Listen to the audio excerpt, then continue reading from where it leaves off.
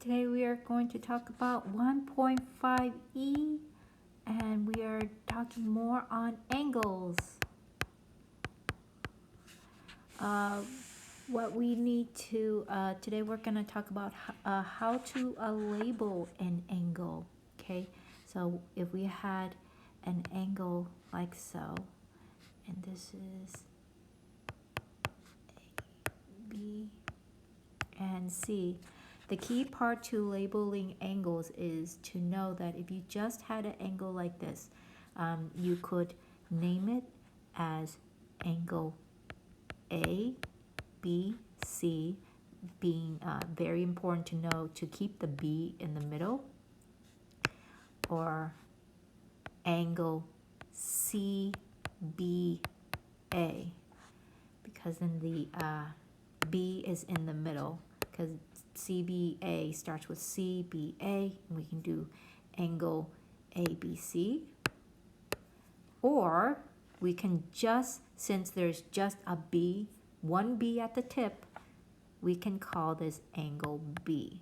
So those are the three different names that we can call this one angle. The important part to remember is that the B, which is our vertex, is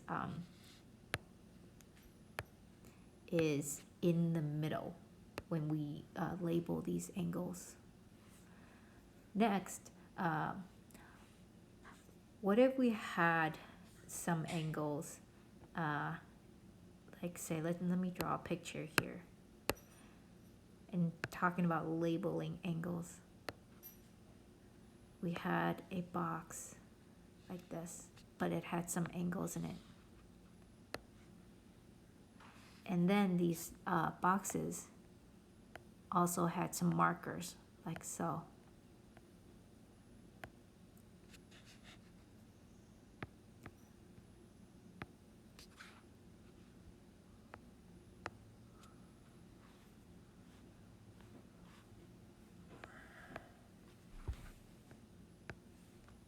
The markers are there to say that these particular angles, the ones that have the same type of markers, like we have, the ones with the same type of markers are congruent.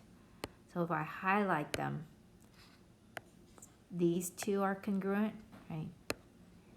These two are congruent. All of these are congruent. And all of these are congruent. Congruent just being equal. So then if we were to say, okay, if this is angle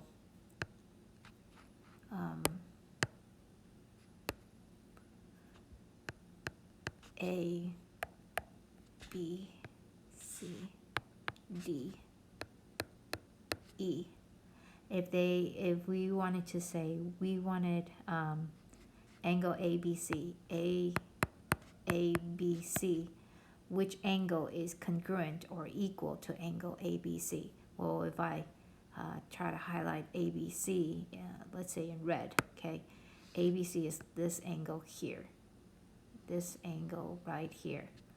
Well, I know that the marker here is this double line, and the other one with the double line is over here, and that is angle, if I highlight that in red too, EBD. So we can say ABC is equal or the same as angle EBD.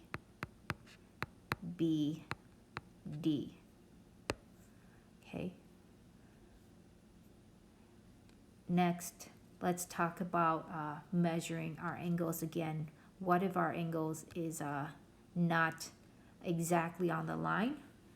Well, what we first need to do is we have to make sure we use the same set of numbers. If we use all outside numbers, once again, we want it to stay consistent. So all outside numbers must keep with all outside numbers, or all inside numbers must keep with all inside numbers. So I'm going to use outside numbers. In this first one, this measure, I see it's 40. This other one, this measure I see is 165.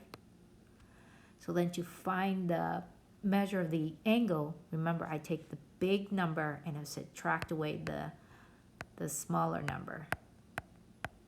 and that gives me 125.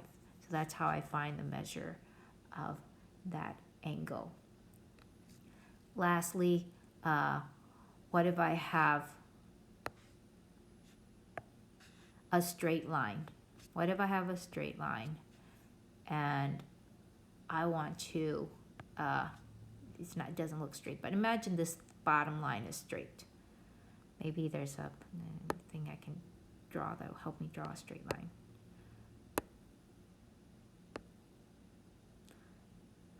Nope. Imagine the bottom line is a straight line. And if that's a straight line, and this is say 2x plus 1, right? Or 2x plus 1, and this is 5x, okay? Well, the rule is so to solve, we just take 7x plus 1, see here, fix this, 7x plus 1 must then equal 180 degrees.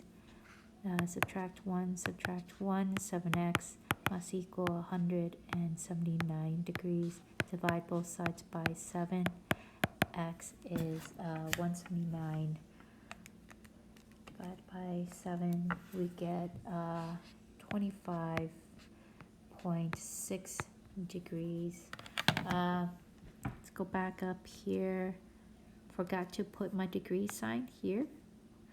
And now let's talk about our last concept. If we had, let's say, two angles, let's call this X, Y, Z, W, and they want us to find the measure of X, Y, and W. And this was 12 degrees, and let's say this is 13 degrees, then we can say they want us to find the measure of angle X, Y, W, which is the sum of the 2 degrees, so that is 12 degrees plus 13 degrees, which gives us 25 degrees. And that is all we need to know.